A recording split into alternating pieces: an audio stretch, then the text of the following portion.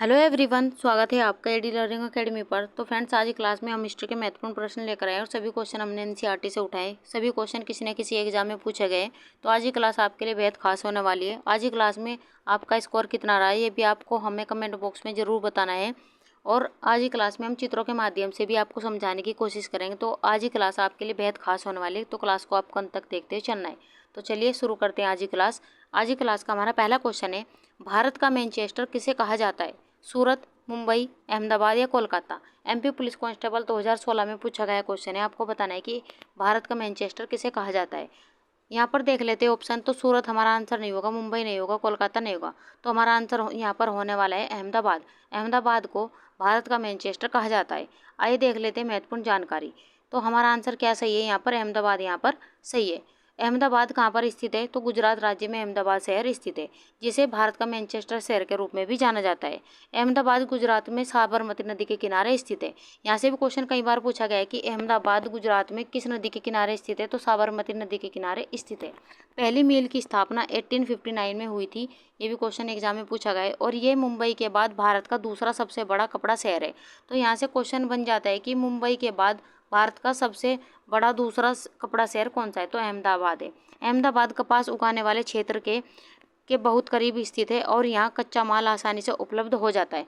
यहाँ कताई और बुनाई के लिए उपयुक्त जलवायु पाई जाती है। कई क्वेश्चन यहाँ से भी पूछे जाते हैं कि दक्षिण का मैनचेस्टर किसे कहा जाता है? तो कोयम्बटूर को दक्षिण का मैनचेस्टर कहा जाता है। ये क्वेश्चन कितनी बार एग्जाम में पूछा गया है। उत्तर भारत का मैनचेस्टर किसे कहा जाता है? तो कानपुर को उत्तर भारत का मैनचेस्टर कहा जाता है। ये भी क्वेश्चन एग्जाम में पूछा गया है। मैसूर को भारत के पहले और सबसे हरे स्वच्छ शहर के रूप में जाना गया है। तो ये भी क्वेश्चन एग्जाम में पूछा गया है। मुंबई को भारत के कपास राज्य के रूप में जाना जाता है। ये भी क्वेश्चन पूछा गया है। तो एक ही क्वेश्चन से आपके 5 से 6 क्वेश्चन यहाँ पर बन रहे। आज की क्लास में फ्रेंड जो भी आपको इंपॉर्टेंट पॉइंट लगे अपनी नोटबुक में साथ साथ नोट करते हुए चलेगा। और जब भी आप हमारी क्लास को देखें तो यहाँ पर पेपर पेंसिल आप यहाँ पर साथ लेकर बैठिएगा, ताकि आप जो भी इंपॉर्टेंट पॉइंट लगे अपनी नोटबुक में साथ साथ यहाँ पर नोट करते हुए चलेगा। आगे बढ़ जाते हैं अगले क्वेश्चन की ओर। टिस्को में स्टील का उत्पादन किस वर्ष शुरू हुआ?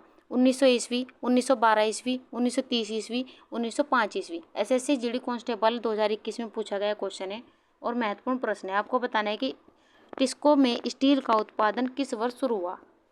ऑप्शन देख लेते हैं। तो 1900 में ये नहीं हुआ, 1930 नहीं होगा, 1905 नहीं होगा। हमारा आंसर यहाँ पर 1912 यहाँ पर सही है। आइए महत्वपूर्ण जानकारी देख लेते हैं।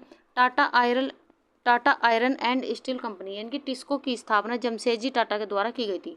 यहाँ से क्वेश्चन कई बार एग्जाम में पूछा गया है कि टिस्को की स्थापना किसके द्वारा की गई थी? तो जमशेदजी टाटा के द्वारा की गई थी। और 26 अगस्त 1907 को दोराबजी टाटा के द्वारा ये स्थापित किया गया था। ये भी क्वेश्चन एग्जाम में पूछा गया है। टिस्को कहाँ पर स्थित है? तो जमशेदपुर झारखंड में स्थित है। ये भी क्वेश्चन एग्जाम में पूछा गया। टिस्को ने 1911 में कच्चे लोहे का उत्पादन शुरू किया। तो यहाँ पर क्वेश्चन एक यहाँ पर बन जाता है कि कच्चे लोहे का उत्पादन टिस्को के द्वारा कब किया गया था? तो 1911 में यह शुरू किया गया था। और 1912 में जमशेदजी के टाटा समूह की एक शाखा के रूप में स्टील का उत्पादन शुरू किया। तो 1912 में यही आंसर हमारे यहाँ पर सही है। तो यहाँ पर स्टील का उत्पादन यहाँ पर शुरू किया गया था। आइए बढ़ जाते हैं अगले क्वेश्चन की ओर। हमारा तीसरा क्वेश्चन है, पुर्तगाली भारत में सबसे पहले कहाँ पहुँचे? सूरत, कोच्चि, कालीकट या कांडला? आरपीएफ कांस्टेबल 2018-19 में पूछा गया क्वेश्चन है। बताइए। अगर हम बात करें पुर्तगाली तो भारत में सबसे पहले कहाँ पर पहुंचे थे? तो ऑप्शन तीसरा हमारे यहाँ पर से कालीकट केरल में पहुंचे थे। आइए देख लेते हैं महत्वपूर्ण जानकारी। तो कालीकट हमारा आंसर यहाँ पर सही है। तो वास्को डी गामा 1498 ईस्वी में भारत पहुंचने वाला पहला पुर्तगाली था। ये भी क्वेश्चन कई बार एग्जाम में पूछा गया है। उसने काली मिर्च के व्यापार में लगभग 60 गुना लाभ कमाया जो वे भारत से लाया करता था। तो जो वे काली मिर्च भारत से ले जाया करता था तो उससे कितना फ़ायदा हुआ था? 60 गुना लाभ उसने कमाया था। ये भी क्वेश्चन कई बार एग्जाम में पूछा गया है कि उसके द्वारा ले जाए गए सामान में उसे कितना लाभ प्राप्त हुआ। तो 60 गुना उसने लाभ कमाया था। काली मिर्च व्यापार से अर्जित लाभ की सफलता से अन्य पुर्तगाली नागरिकों को भारत के साथ व्यापार करने के लिए प्रेरित किया। यानी कि जब वास्को डी गामा यहाँ से व्यापार करता था और उसे 60 गुना उसका लाभ को देकर जो अन्य पुर्तगाली नागरिक थे वे भी क्या हो गए? इससे प्रेरित हो गए और भारत के साथ में क्या करने लगे? व्यापार करने के लिए यहाँ पर राजी हो गए। अगर हम बात करें यहाँ पर पुर्तगालियों, तो पुर्तगालियों ने भारत में अपना पहला कारखाना कब खोला था? तो ये कहाँ पर खोला था, कब खोला था? ये भी क्वेश्चन कई बार एग्जाम में पूछा गया है। तो पुर्तगालियों के द्वारा भारत में अपना पहला कारखाना 1500 ईस्वी में कालीकट में स्थापित किया गया था। लेकिन कालीकट के जमोरिन के विरोध करने के बाद इसे 1925 में बंद कर दिया गया था। तो ये कब बंद कर दिया गया था? 1925 में। कब खोला गया था पहला कारखाना? 1500 ईस्वी में। तो ये क्वेश्चन आप ध्यान रखते चलेगा।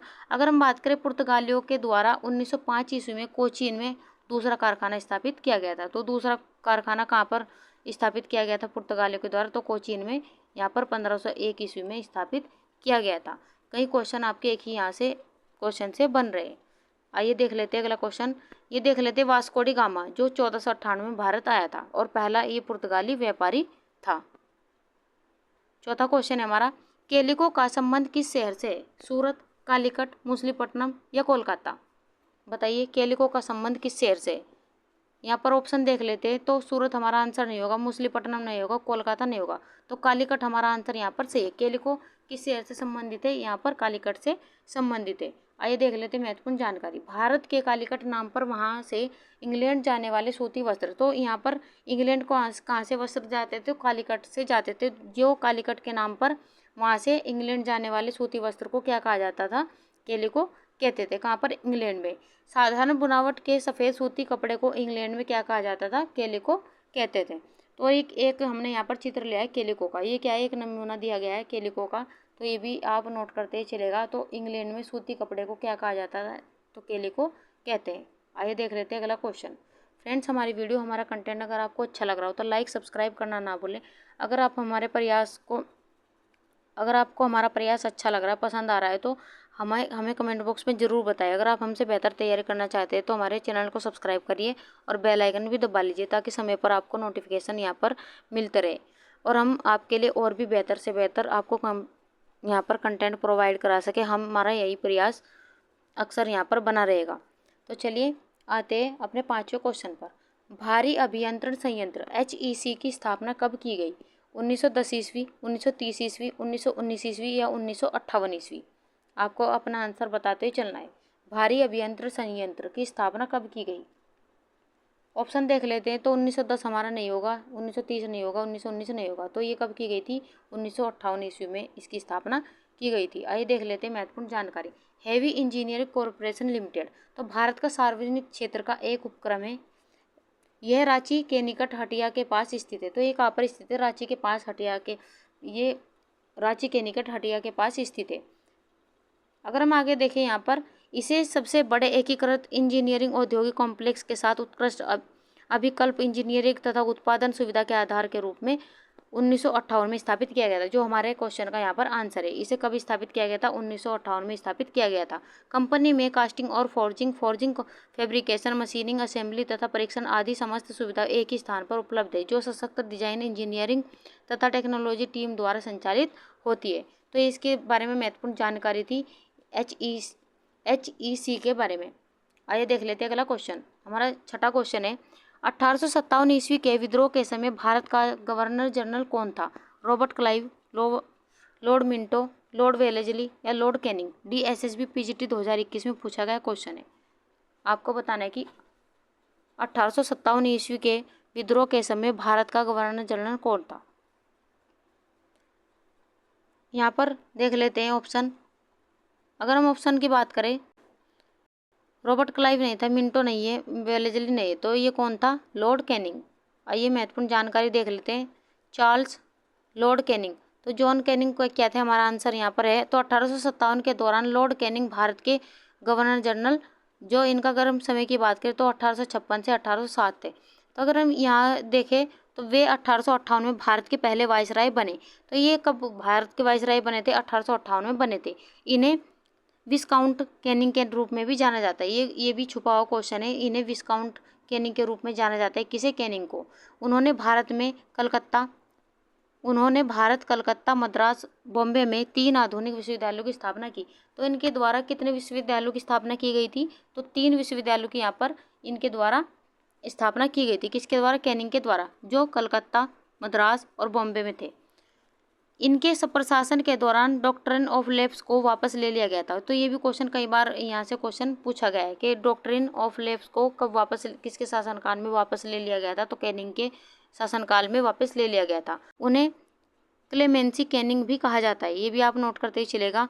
उन्होंने पोर्टफोलियो प्रणाली भी शुरू की। तो ये क्वेश्चन भी कई बार एग्जाम में पूछा गया है कि पोर्टफोलियो प्रणाली किसके द्वारा शुरू की गई? तो कैनिंग के द्वारा शुरू की गई। तो यहाँ से एक ही क्वेश्चन से 4 से 5 क्वेश्चन आपके यहाँ पर बन रहे। आगे बढ़ जाते हैं। तात्या टोपे सेनापति थे? बिरजिस कद्र के, रानी लक्ष्मीबाई के, बेगम हजरत महल के या नाना साहब के? आपको बताना है कि तात्या टोपे किसके सेनापति थे, बताइए। अगर हम यहाँ पर बात करें ऑप्शन की, तो हमारा पहला ऑप्शन नहीं होगा, दूसरा नहीं होगा, तीसरा नहीं होगा, चौथा ऑप्शन हमारे यहाँ पर से नाना साहब के क्या थे, ये सेनापति थे। आइए देख लेते हैं तात्या टोपे जी के बारे में महत्वपूर्ण जानकारी। अगर हम बात करें मराठा सेनापति श्रीमंत तात्या साहेब टोपे फरवरी 1814 से 18 अप्रैल 1859 भारत के प्रथम स्वाधीनता संग्राम के एक प्रमुख सेनानायक थे। कौन थे? तात्या टोपे जी। सन 1857 के महान विद्रोह में उनकी भूमिका सबसे महत्वपूर्ण, प्रेरणादायक और बेजोड़ थी। किसकी?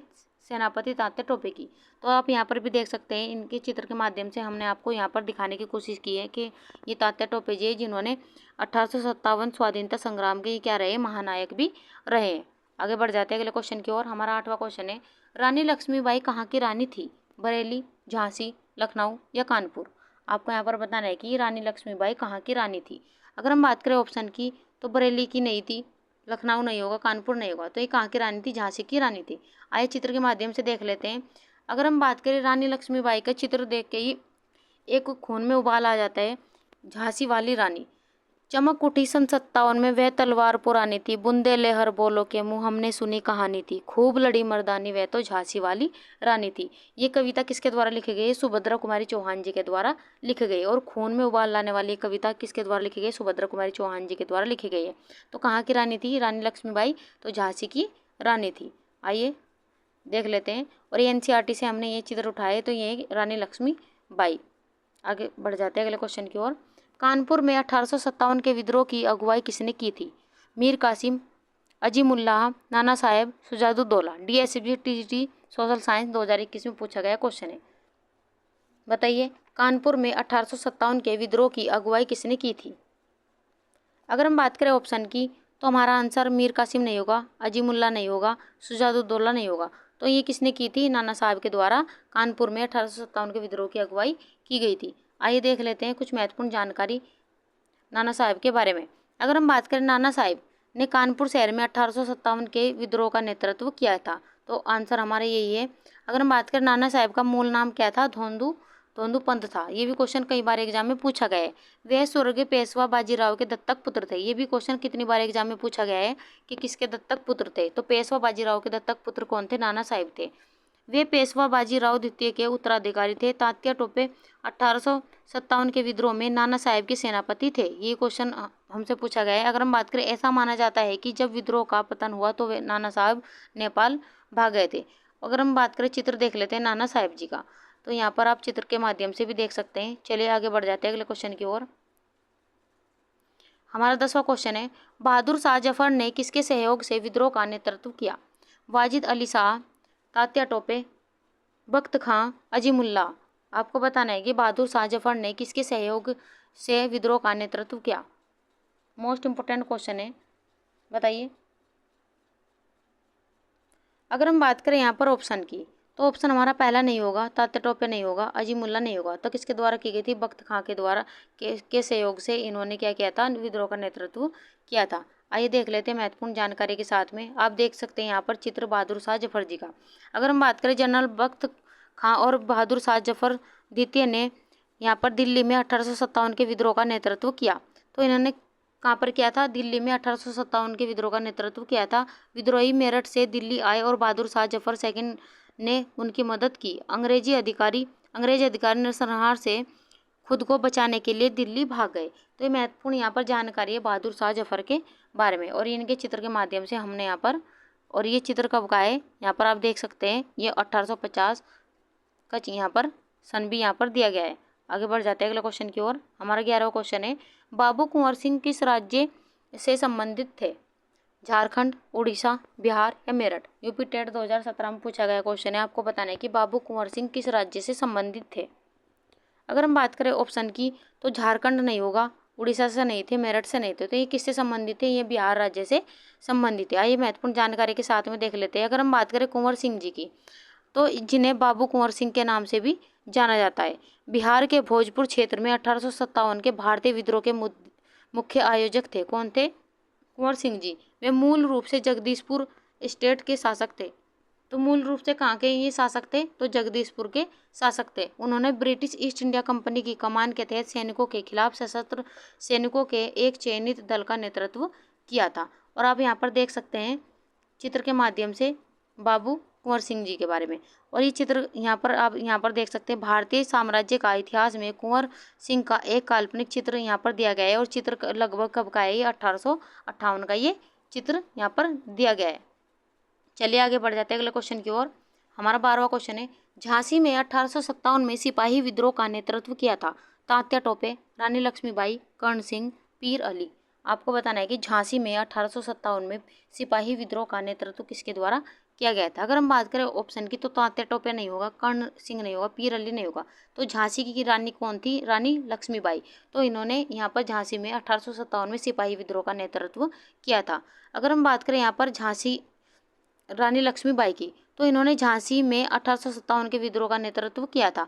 झांसी की रानी को मणिकर्णिका, ये भी क्वेश्चन कई बार पूछा गया है कि इनका मूल नाम क्या था। तो मणिकर्णिका के नाम से भी कौन जानी जाती है, झांसी की रानी यानी कि रानी लक्ष्मीबाई जानी जाती है। उसने तात्या टोपे की मदद से विद्रोह का नेतृत्व किया और 18 जून 1858 को उनका निधन हो गया। चमक उठी सन 57 में, वह तलवार पुरानी थी, बुंदेले हर बोलो के मुँह हमने सुनी कहानी थी, खूब लड़ी मर्दानी वह तो झांसी वाली रानी थी। तो ये सुभद्रा कुमारी चौहान जी के द्वारा यहाँ पर ये कविता लिखी गई है। तो चलिए आगे बढ़ जाते हैं अगले क्वेश्चन की ओर। हमारा 13वां क्वेश्चन है, पेशवा बाजीराव द्वितीय का दत्तक पुत्र कौन था। नाना साहेब, तात्या टोपे, मंगल पांडे, यदुवेंद्र। बताइए, ग्रुप डी में पूछा गया क्वेश्चन है 2018 में। आपको यहाँ पर पूछा गया कि पेशवा बाजीराव द्वितीय का दत्तक पुत्र कौन था। अगर हम यहाँ पर बात करें ऑप्शन की, तो पहले ही ऑप्शन हमारे यहाँ पर सही है, नाना साहब जी क्या थे, पेशवा बाजीराव के दत्तक पुत्र थे। अगर आपने पिछला क्वेश्चन यहाँ पर मैंने ये क्वेश्चन करा भी दिया है, तो अगर हम बात करें यहाँ पर पेशवा बाजीराव के दत्तक पुत्र कौन थे, तो नाना साहब थे। आइए देख लेते हैं। नाना साहेब पेशवा द्वितीय ये 19 मई 1824 से 1857 के बाद, जिनका जन्म धोंदू पंथ के रूप में हुआ था, एक भारतीय कुलीन एवं सेनापति थे। तो ये क्या थे, एक भारतीय कुलीन और सेनानी थे, जिन्होंने ईस्ट इंडिया कंपनी के खिलाफ 1857 के विद्रोह के दौरान कानपुर में विद्रोह किया था। तो इन्होंने विद्रोह कहाँ पर किया था, तो इन्होंने कानपुर में विद्रोह किया था। ये क्वेश्चन कई बार एग्जाम में पूछा गया है। निर्वासित मराठा पेशवा बाजीराव द्वितीय के दत्तक पुत्र के रूप में नाना साहब का मानना था कि वह अब कंपनी से पेंशन पाने के हकदार थे, लेकिन जब उन्हें लॉर्ड डलहौजी के व्यक्तिगत के सिद्धांत, तो यह भी क्वेश्चन कई बार पूछा गया है। तो लॉर्ड डलहौजी का कौन सा सिद्धांत था, व्यक्तिगत का सिद्धांत किसके द्वारा दिया गया था, लॉर्ड डलहौजी के द्वारा दिया गया था। तो इसके तहत मान्यता नहीं दी गई थी कि उन्हें, तो उन्होंने क्या कर दिया था, यानी कि अगर हम यहाँ पर बात करें, तो नाना साहब का क्या मानना था कि कंपनी से उन्हें क्या देनी चाहिए, वे पेंशन पाने के हकदार है, लेकिन डलहौजी के व्यक्तिगत सिद्धांत के तहत उसे मान्यता नहीं दी गई, जिस कारण से उन्होंने क्या कर दिया, विद्रोह शुरू कर दिया और उन्होंने कानपुर में ब्रिटिश सेना को आत्मसमर्पण करने के लिए मजबूर किया। फिर बचे हुए लोगों की हत्या कर दी और कुछ दिनों के लिए शहर पर नियंत्रण हासिल कर लिया। ब्रिटिश सेना द्वारा कानपुर पर फिर से कब्जा करने के बाद नाना साहब गायब हो गए। उनके आगे के जीवन और मृत्यु के बारे में कई परस्पर विरोध विवरण मौजूद थे। तो यहाँ पर आप देख सकते हैं, अगर हम यहाँ पर बात करें नाना साहेब पेशवा बाजीराव द्वितीय का, यहाँ पर आपको चित्र भी हमने यहाँ पर दिखाया है। आगे बढ़ जाते हैं। अगला क्वेश्चन है हमारा क्वेश्चन नंबर 14। भारत का अंतिम मुगल बादशाह था दारा सूजा, सिराजुद्दौला, बहादुर शाह द्वितीय, मीर कासिम। आपको यहाँ पर पूछा गया है कि भारत का अंतिम मुगल बादशाह कौन था। अगर हम यहाँ पर बात करें ऑप्शन की, तो यहाँ पर हमारा दारा सूजा नहीं होगा, सिराजुद्दौला नहीं होगा, तो तीसरा ऑप्शन हमारे यहाँ पर सही है, बहादुर शाह द्वितीय कहते हैं भारत के अंतिम मुगल बादशाह। आइए देख लेते हैं। अगर हम बात करें बहादुर शाह जफर, जो 1775 से 1862 भारत में मुगल साम्राज्य के आखिरी शहंशाह और उर्दू के जाने माने शायर कौन थे, बहादुर शाह जफर। उन्होंने 1857 का प्रथम भारतीय स्वतंत्रता संग्राम में भारतीय सिपाहियों का नेतृत्व किया। युद्ध में हार के बाद अंग्रेजों ने उन्हें बर्मा, जो अब हाल फिलहाल में क्या है, म्यांमार के नाम से जाना जाता है, तो इन्हें कहाँ पर भेज दिया गया था, म्यांमार बर्मा में भेज दिया गया था और वहाँ पर उनकी क्या हो गई थी, मृत्यु हो गई थी। तो ये हमने यहाँ पर चित्र लिया है बहादुर शाह जफर जी का। आइए अगला क्वेश्चन देख लेते हैं। Question number 15। 1857 के विद्रोह को किस नाम से जाना जाता है, स्वतंत्रता संघर्ष, राष्ट्रीय आंदोलन, बस्तर विद्रोह या सिपाही विद्रोह। आपको बताना है कि 1857 के विद्रोह को किस नाम से जाना जाता है। अगर हम बात करें ऑप्शन की, तो पहला ऑप्शन हमारा नहीं होगा, दूसरा नहीं होगा, तीसरा नहीं होगा, चौथा ऑप्शन हमारा यहाँ पर सही है। 1857 के विद्रोह को किस नाम से जाना जाता है? सिपाही विद्रोह के नाम से जाना जाता है।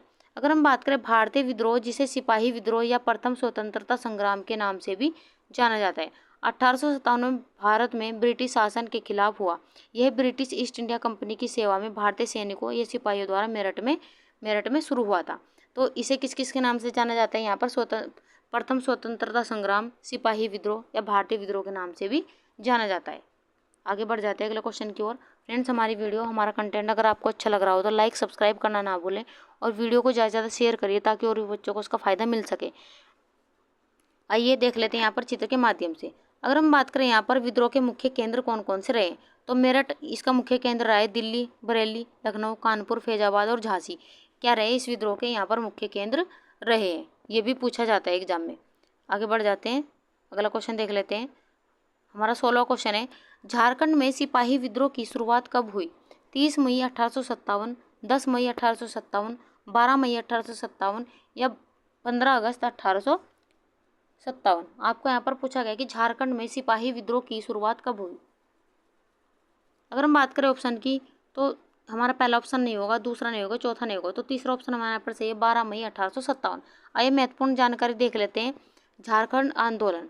अगर हम बात करें झारखंड आंदोलन की, तो भारत के छोटा नागपुर पठार और इसके आसपास के क्षेत्र, जिसे झारखंड के नाम से जाना जाता है, को अलग राज्य का दर्जा देने की मांग के साथ शुरू होने वाला एक सामाजिक राजनीतिक आंदोलन था। तो ये कैसा आंदोलन था? सामाजिक राजनीतिक आंदोलन था। इसकी शुरुआत 20वीं सदी के शुरुआत में हुई। अंततः 2000 में बिहार पुनर्गठन बिल के पास होने के बाद इसे अलग राज्य का दर्जा प्राप्त हुआ। तो इसे अलग राज्य का दर्जा कब प्राप्त हुआ?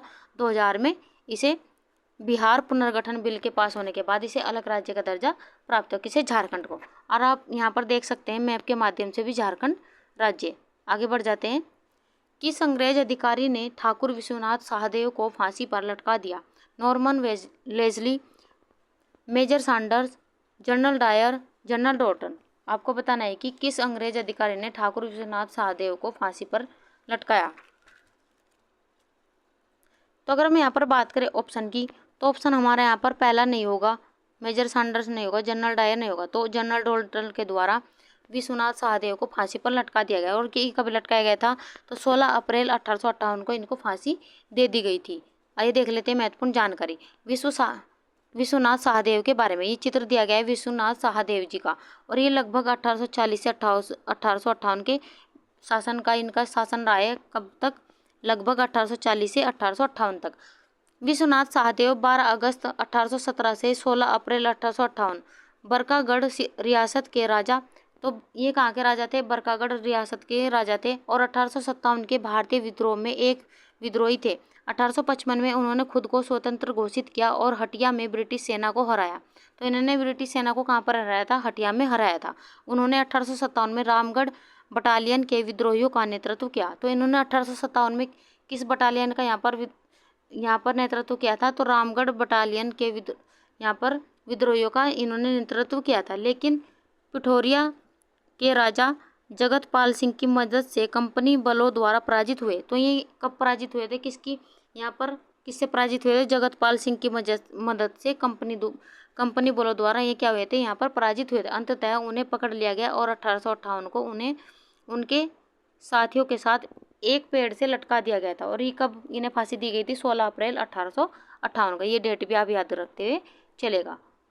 आइए आगे बढ़ जाते हैं अगले क्वेश्चन की ओर। हमारा 18वां क्वेश्चन है हमारा। सर्वप्रथम किसने 1857 के विद्रोह के तुरंत बाद से एक राष्ट्रीय विद्रोह की संज्ञा दी? VD Savarkar, KM. Panikkar, Tarachand, Benjamin डिजारियल।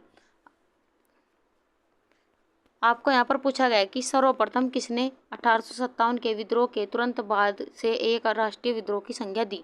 अगर हम बात करें वीडी सावरकर, हमारा आंसर यहाँ पर नहीं होगा। अगर हम बात करें तो ऑप्शन हमारा दूसरा भी नहीं होगा, तो ताराचंद भी हमारा ऑप्शन यहाँ पर नहीं होगा। तो ऑप्शन हमारा यहाँ पर चौथा सही है, बेंजामिन डिजराइली हमारा आंसर यहाँ पर सही है। आइए देख लेते हैं महत्वपूर्ण जानकारी के साथ में।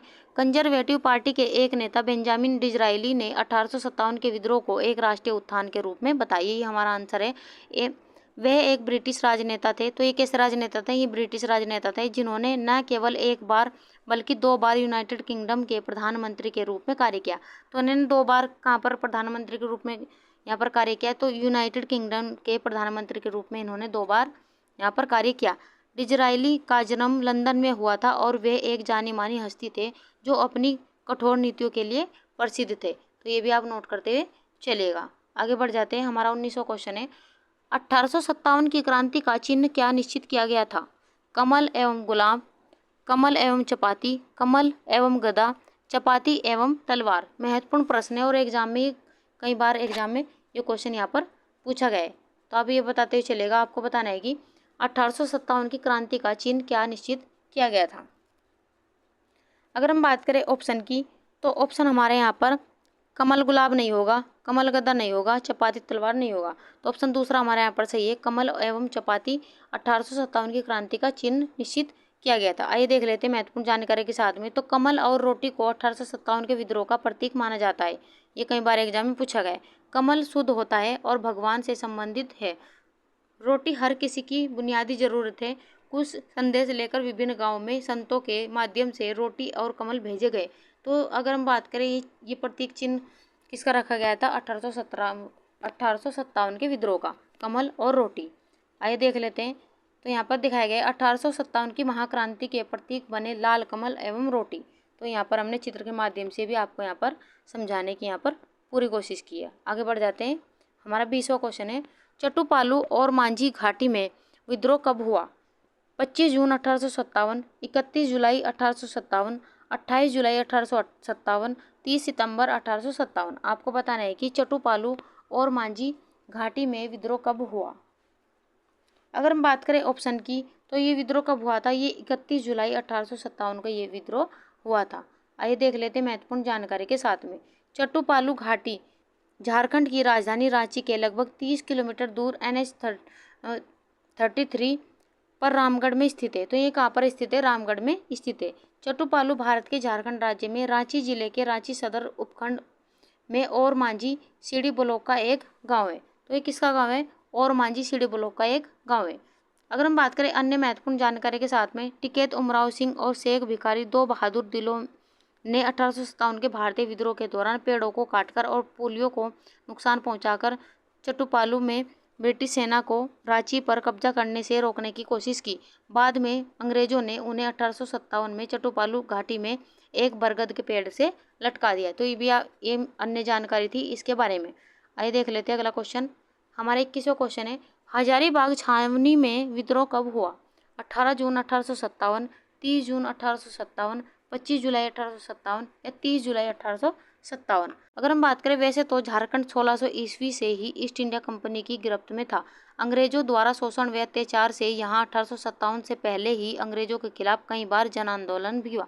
तो अगर हम बात करें झारखंड में, तो 1857 से पहले भी यहाँ पर कई जन आंदोलन हो चुके थे, लेकिन 1857 की क्रांति ने ब्रिटिश शासन को हिला दिया और 10 मई 1857 को मेरठ से क्रांति शुरू हुई, जिसकी चिंगारी हजारीबाग में 25 जुलाई 1857 को पहुंची। इस दिन यहाँ विद्रोह शुरू हो गया था। तो यहाँ पर ऑप्शन हमारा तीसरा सही है, तो 25 जुलाई 1857। तो आप ये यहाँ पर ये क्वेश्चन यहाँ पर सही कर लिएगा। सॉरी फ्रेंड्स, यहाँ पर गलती से 30 जुलाई यहाँ पर आंसर लग गया था, तो ये 25 जुलाई आप कर लीजिएगा।